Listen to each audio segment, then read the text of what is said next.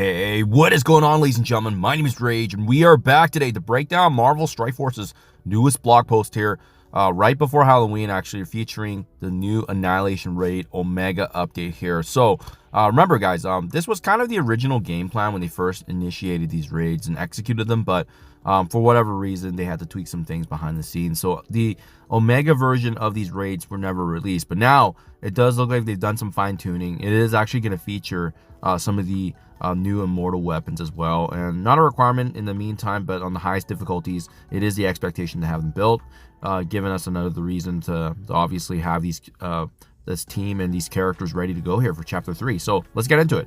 Increase your gear to 20 supply with the new Annihilation Omega raid. This raid is going to be teaming out with determined enemies, but you'll be taking home more rewards for your efforts. Here's how it works. It uses the same Annihilation raid energy. Great, so you know that simplifies things. Rewards are going to be based on an alliance completion percentage, which we kind of saw with past Omega versions. With the current rendition of it right now, remember, it's every man for themselves. The number of nodes that you complete individually is going to translate to the rewards, whereas this one, it is going to be alliance effort level in terms of completion wise. Possesses the additional difficulty 10, which requires the new immortal weapons team. So this is what I was referring to earlier.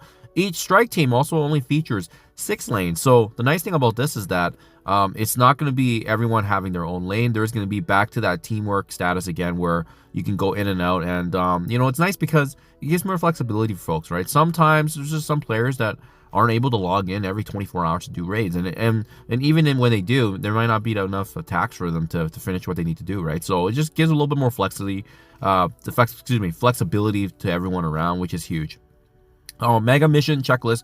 Put your top squads on high alert because you'll be needing major firepower to brave the enemies that wait in Omega. The purple isolate requirement won't increase, so that's great. So level 3 is going to be the max what we're expecting, but obviously if you have 4 and 5 on any of the characters, it's going to help out, give that additional bonuses, especially given the impact of damage and how it scales against these enemies. So you can see difficulty 0 to 2, no restrictions. 3 to 7 is where they keep it in those broad categories like skill, global, mutant, and so forth. And then difficulty 8 to difficulty 9. I think this is probably going to be where the majority of folks will land, right? Because you can see you'll have that option between Night Stalkers and Immortal Weapons. And remember, Immortal Weapons is the newest Mystic team, so that's the expectation. They're replacing Night Stalkers going forward.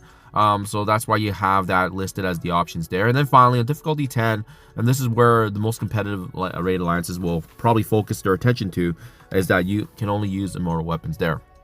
As you can see, all nodes are required. There's no more bonus nodes, unlike the normal mode that we've seen with Annihilation. On difficulty 10, Immortal Weapons are required. Remember that you cannot scale down your difficulty once it starts. So that's why you gotta work with your alliance, because you can, in fact, actually, you know, get stuck and whatnot. So just something to be mindful of there.